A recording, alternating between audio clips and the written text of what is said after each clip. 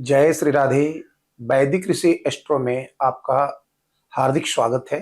प्रिय बंधुओं, आज हम आपको शनि की साढ़े साती या शनि की अढ़ैया, जो 30 मार्च को शनि मीन राशि में प्रवेश करेगा अर्धरात्रि को, उसके बाद यह मकर राशि का साढ़े साती समाप्त हो जाएगा।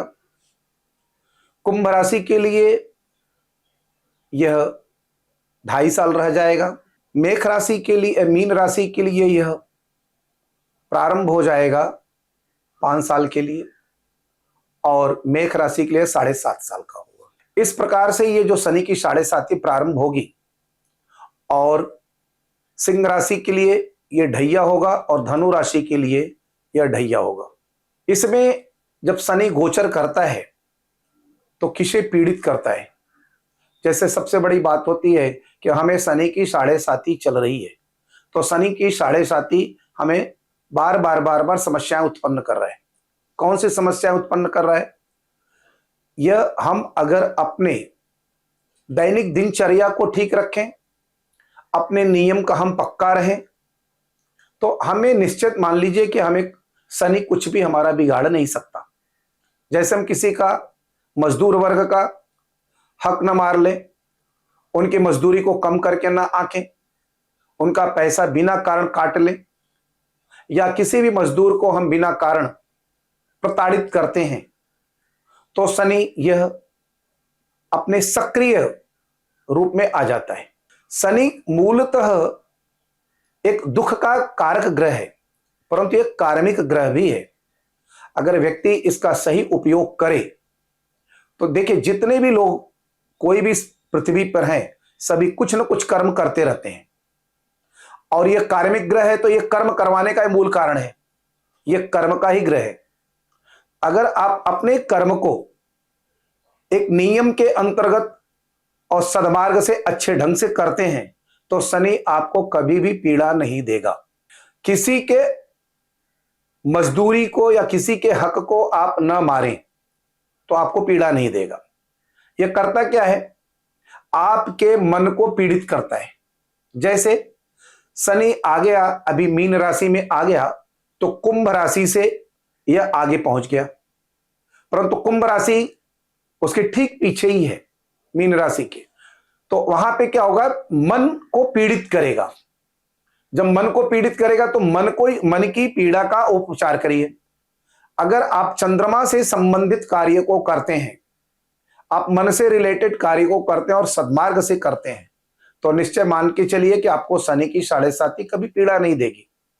जैसे इनका उपाय लोग करने के लिए अनेक प्रकार के उपाय करते हैं। जैसे समझ लीजिए सातमुखी रुद्राक्ष धारण करना, या हनुमान चालीसा का पाठ करना।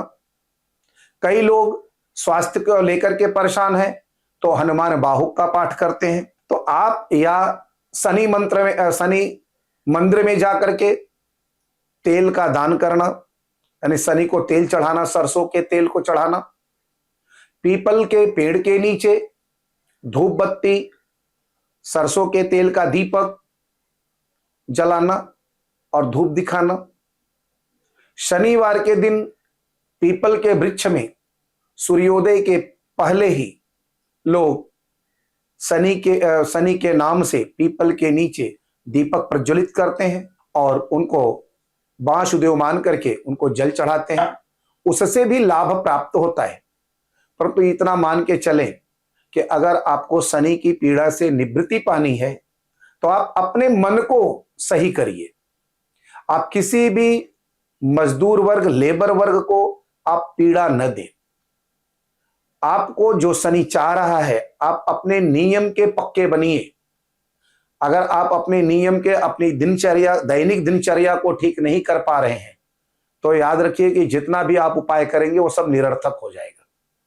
अगर आपको सार्थकता लानी है तो आपको प्रयत्न करना है कि आप सक्रिय हो जाइए और शनि को आत्मसात करने की चेष्टा करिए। वह चाह क्या रहा है? आप नियम के पक्के हों, अपने कार्य के प्रति आप अपने लायल हों, आपने जिस कार्य को लिया है उसको सक्रिय रूप से निभाने की चेष्टा करें। तो यहां पे हमें क्या करना है, शनि का सबसे बड़ा और अच्छा उपाय है कि आप उस समय किसी भी तीर्थ स्थल पे जाएं, वहां पे अपना समय व्यतीत करें, एक दिन रुके और आए, या पर्वत की यात्रा करें, प्रकृति के साथ में आप अपना तालमेल बिठाएं। जैसे पानी के नजदीक जाएं, या पर्वतों पे जाएं, या जंगलों में जाएं। और याद रखें कि जाने के बाद ऐसा नहीं कि आपने वाहन से उतरे और बैठ गए, वहां आपको यात्रा करना पड़े, यानी वह दुख का कारक है, तो दुख आपको शनि न दे, आप स्वयं दुख ले लीजिए। जैसे भाई मुझे पग से यात्रा करना है, पैर से, तो जब यात्रा करेंगे तो शनि आपको असंतुष्ट नहीं करेगा। आप आइए, एक दो महीने में आप राउंड काट लिया करिए, आपको आराम मिलेगा। अगर आप यात्रा नहीं करते हैं, आप एकदम आलसी हैं, समय से उठते नहीं हैं, आप अपने नियम के पक्के नहीं हैं, जैसे बहुत पहले आपने देखा होगा, आज का समय तो बदल गया है, तो लोग अपना उठते ही बिस्तर को समेटते थे, फोल्ड करके रखते थे, चौपट करके रखते थे, परंतु आज वह बातें नहीं रह गई। अगर बेतरतीब आप अपना कपड़ा फेंकते हैं और शनि की 7:30 या 2:30 प्रारंभ हो गई है, तो आप निश्चय जानिए कि आप अपने पीड़ा को आमंत्रित कर रहे हैं। आप किसी भी कार्य को जिस पे आप सोते हैं, अगर उसको भी सही नहीं रखते हैं, तो भी शनि आपको पीड़ा देगा। आप अपने दैनिक दिनचर्या को आप बिगाड़ते हैं, तो भी आपको यह पीड़ा देगा। आपको अगर सुख प्राप्त करना है, अगर कभी मान लीजिए आपको लगता है कि मुझे शनि के लिए कुछ दान करना है, तो आप प्रयत्न करके बुजुर्गों को दीजिए, बुजुर्गों की सेवा करिए, क्योंकि उनको घुटनों से प्रॉब्लम होती है, उनको उठने बैठने में समस्याएं आती हैं। तो जैसे ही आप बुजुर्गों की सेवा करेंगे, तो आपको तुरंत शनि आपके ऊपर से अपनी पीड़ा का छाया कम कर देगा, और आप शनि के द्वारा दिया हुआ दुख भोगे या स्वयं अपने द्वारा निर्धारित कष्ट को ले लें, तो ज्यादा अच्छा रहेगा। अगर वह देगा तो आपको ज्यादा पीड़ा होगी, आपने स्वयं से ले लिया तो कोई पीड़ा नहीं होगी। जैसे शरीर से पसीना बहाना, आप सुबह उठिए, डस्टिंग करिए, सफाई करिए, अपने बिस्तर को सही रखिए, अपने को नियम में रखिए, अपने एक्सरसाइज करिए, यात्रा करिए, कभी भी आपको शनि पीड़ा नहीं देगा। जो लोग कहते हैं कि शनि की 7:30 आ गई तो मैं तो बहुत पीड़ित हूं, शनि की 2:30 आ गई तो मैं तो एकदम दुखी हूं, अरे मेरा तो चौथा चल रहा है, कोई का कहते मेरा चौथा 2:30 चल रहा है, कोई कहता है मेरी 8वीं चल रही है, कोई कहता है मेरा 12वां चल रहा है, कोई मेरा लग्न पे राशि पे चल रहा है, कोई मेरे दूसरे भाव में चल रहा है। तो ऐसा जब भी शनि कभी चलता है, तो एक कार्मिक ग्रह है, अपने कर्म के प्रति सजग हो जाइए, आपको कभी पीड़ा नहीं देगा। हाँ, आप चाहें तो चलते चलते, यात्रा करते हुए, कर्म करते हुए इस मंत्र का उच्चारण कर सकते हैं। ह्रीं नीलांजन समाभासम रविपुत्रम यमाग्रजम छाया मार्तंड संभूतम तम नमामि शनैश्चरम। आप इस शनि मंत्र का भी आप कर सकते हैं, वेद व्यास रचित है।